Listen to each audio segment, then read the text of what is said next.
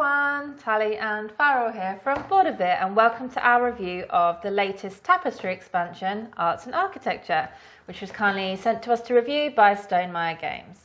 Now for this review, we're going to assume you're here because you already know all about Tapestry and what it is. If you don't, feel free to check out our full review of Tapestry, which we will link down below. And just for you to know, Tapestry is actually one of our most played games.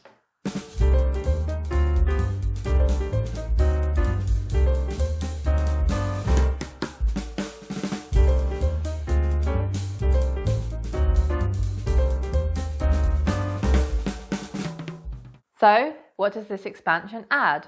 Mostly more stuff, more Tapestry cards, tech cards, civilizations and landmark cards. However, there are some new elements of gameplay which consist of a brand new arts track and advanced capital city mats.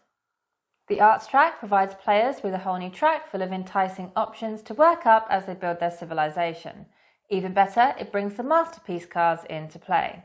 Certain spaces on the arts track will allow you to obtain the masterpiece cards, and they are placed on the Maker of Fire space on your player map. And then they get activated at the very beginning of your income turn to provide you with a variety of things. You might be able to score a track or get some additional resources and Tapestry cards. Or you could also gain these inspiration tiles from that arts track. And these are basically upgraded versions of your housing tracks, so it'll give you a much more profitable income turn. Now, we really have enjoyed the addition of the arts track to Tapestry because it gives you tough choices and interesting options to explore while adding new mechanisms. And now that we've played with it, I can't see us playing without it, and it might even be my favorite track out of all of them. And in particular, I really like the masterpiece cards because they give you something to push for early on in the game, because if you can gather a few of them, you'll then start having really powerful income turns where you get a lot of goods. And you could say this to a lesser extent for these inspiration tiles as well. Now, the only negative of the arts track is the physical track itself. Obviously, they couldn't add it to the main board, so it tends to float around the table a bit nebulously, a bit awkwardly, and there isn't much they could have done. But the issue is when you play with more players, it's likely that at least a few of them are going to have trouble reaching it, and it's just going to be kind of annoying for them to engage with. Now, a whole new track obviously means new landmark miniatures, although the majority of these are for the new landmark cards. The landmark cards were something that were introduced with the previous expansion and are given to the players at the beginning of the game and are designed to give them something to work towards in the early stages of the game in return for a large building. Now, in our original review of Tapestry, we were pretty harsh on the buildings and their look, but we will say that we think that the miniatures that have come with Arts and Architecture are the best looking in all of the Tapestry verse. And they spice things up because they come in some pretty interesting shapes. Yep.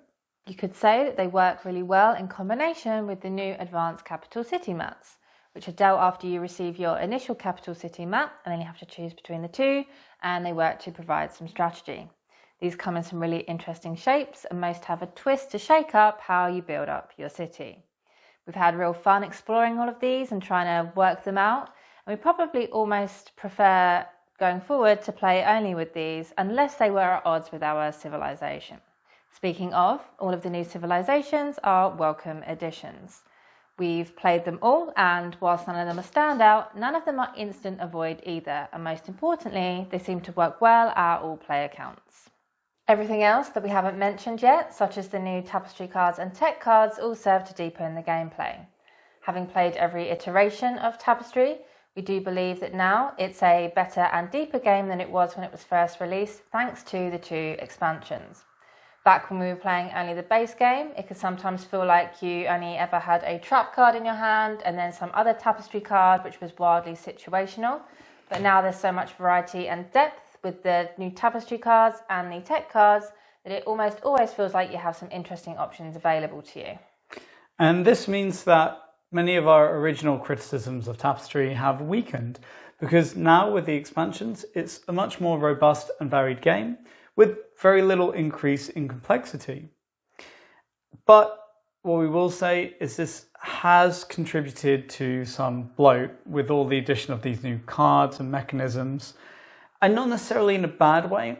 It's just that, for example, when people do their income turns now, because of so many cascading powers and effects, and you have masterpiece cards and tapestry cards and tech cards and civilization powers and everything else, people can start doing these 10-minute income turns. And for me, my least favorite part of Tapestry was always the income turns, just because I think they're fine. It's more that the actions that you do are so quick and snappy that it always made the game come to a halt when someone else suddenly does their income action and sat there for, 2-3 minutes, like doing something, and you're just staring into space. So that does kind of exacerbate this now. Where the bloat does become a bit of an issue is regarding the table space and the storage space. Because with a main box and 2 expansions, you're going to have a full table covered with all kinds of cards and tracks and boards and miniatures. And that's not to mention the increased setup time for every new expansion and new mechanisms introduced. Then, in terms of storing in your home, you've got 3 not small boxes. And yes, you could condense it down to 1 by marking the miniatures, but not everyone's going to want to do that, and it's not really a quick solution either.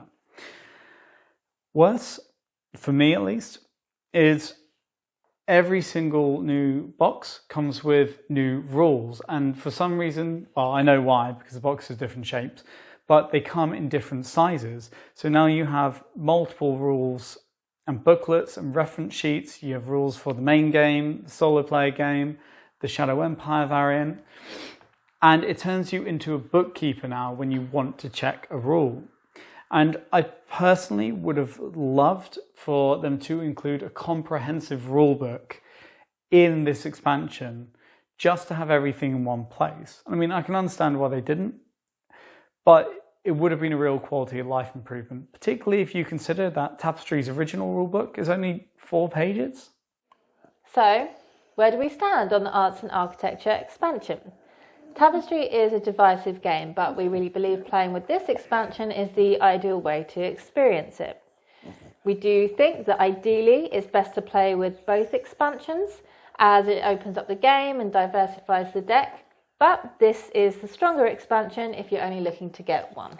Just beware that more content is going to mean more bloat. It's going to add to the playtime, and it's going to make you think about your table space and storage space.